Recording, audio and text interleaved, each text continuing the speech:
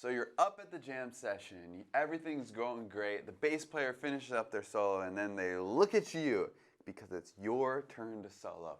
So you confidently start playing your Jeff Hamilton licks, your Philly Joe licks, your Max Roach licks, and everything is going great until about the 12th or the 13th bar where you realize, where am I in the form?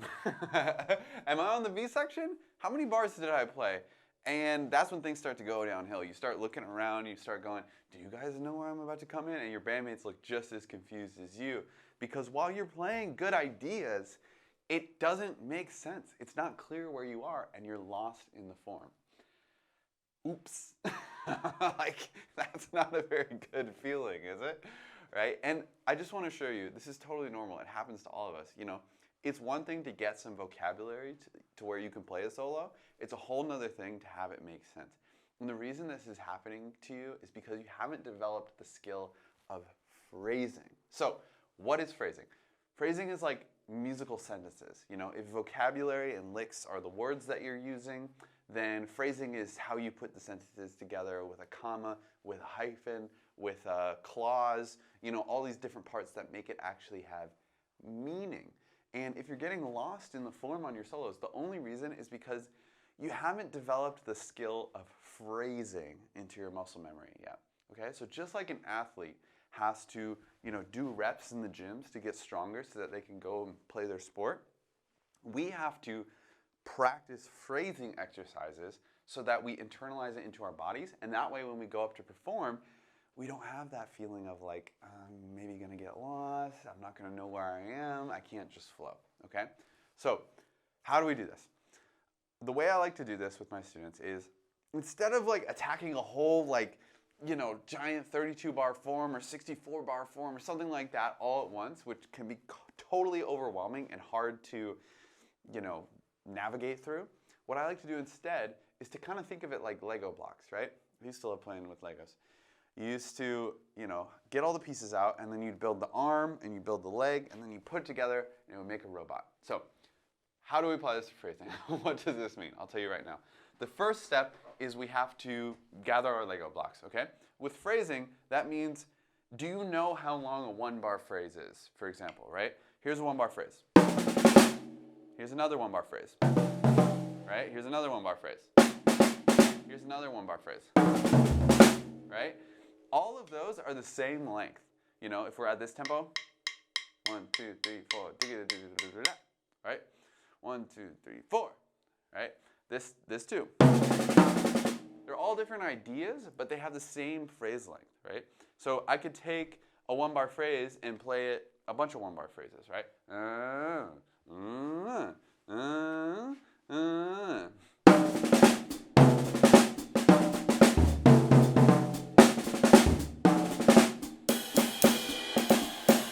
Right?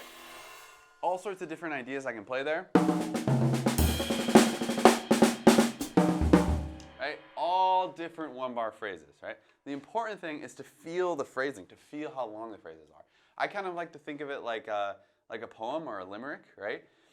It can have the same kind of rhyme scheme, but it's different words. Like if I went bippity boppity boo, the cat jumped over the shoe, it bumped its head and now it's dead, bippity boppity boo, right? That's like a limerick rhyme scheme, right? Or I could go flippity floppity flap. The dog, he hit the cat. You know, he bumped his head and now he's dead, flippity floppity flap, right? Different words, but the same form, the same phrasing. That's what we want to do when we're developing phrasing, okay? Now I'm gonna do a two-bar phrase.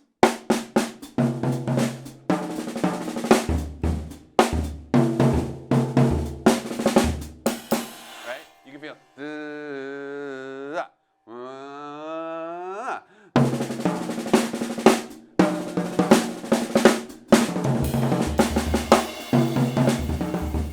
right? You can feel the length of it. Now, here's the thing. If you can play a one-bar phrase or a two-bar phrase, you can make it make sense. But imagine if your whole solo was just one-bar phrase, one-bar phrase, one-bar phrase.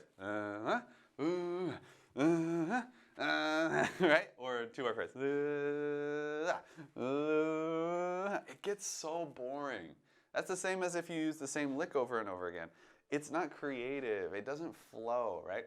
we need to be able to put different types of phrasing together in different ways so that we can be expressive, just like we need to be able to connect different kinds of licks together so that we can be expressive, okay?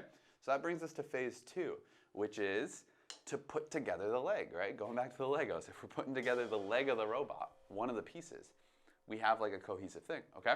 So what we're going to do here is we're going to make ourselves these little road maps of different phrase lengths, right? So we can practice switching between them.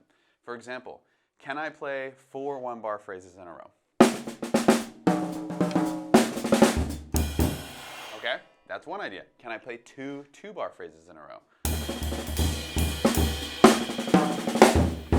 Right? That's another idea. Here's the thing. When you do this, you're probably not going to do it right the first time, which is normal. Everybody goes way too fast through these. When you see me do it on a YouTube video, I've practiced this a million times, so I can do it first try.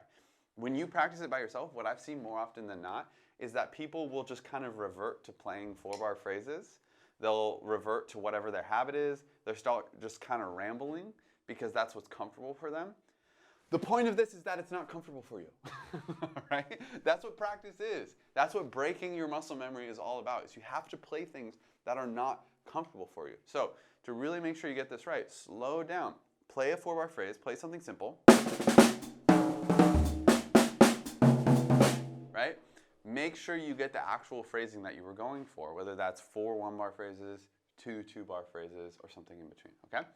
Now we can start to combine these a little bit. We can go 1-bar phrase, 1-bar phrase, 2-bar phrase, right? Right? You can hear.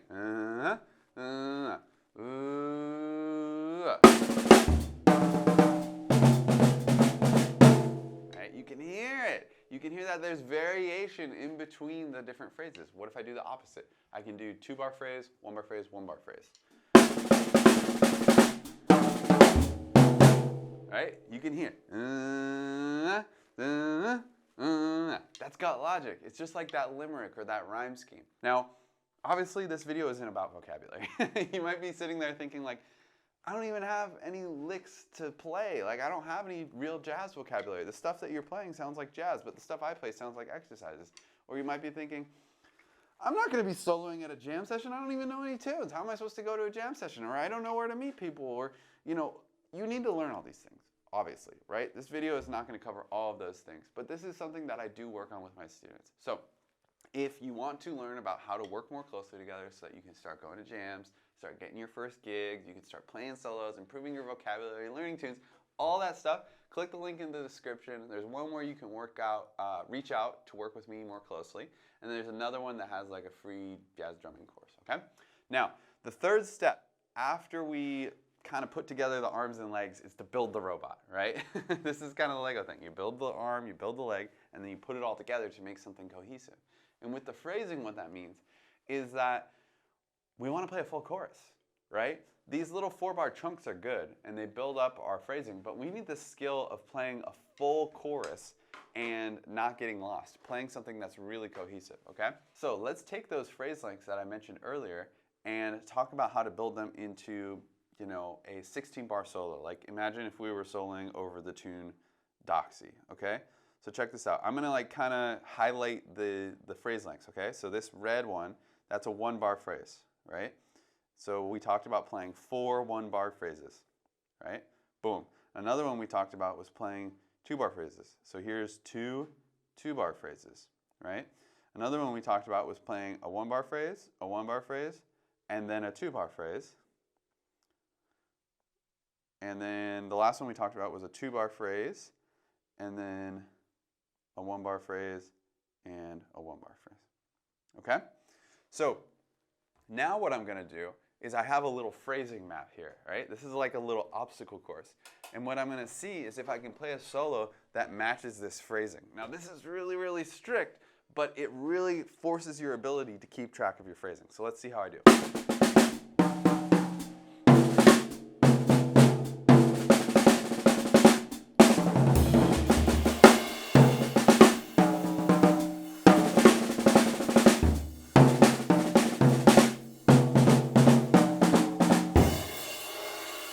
People mess this up.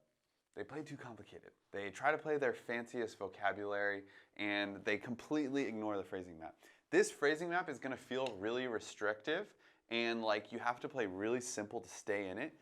Do that for the time being so that you can internalize the ability to phrase in different ways, and then later on you can be more free with it and you'll just naturally phrase in better ways, okay?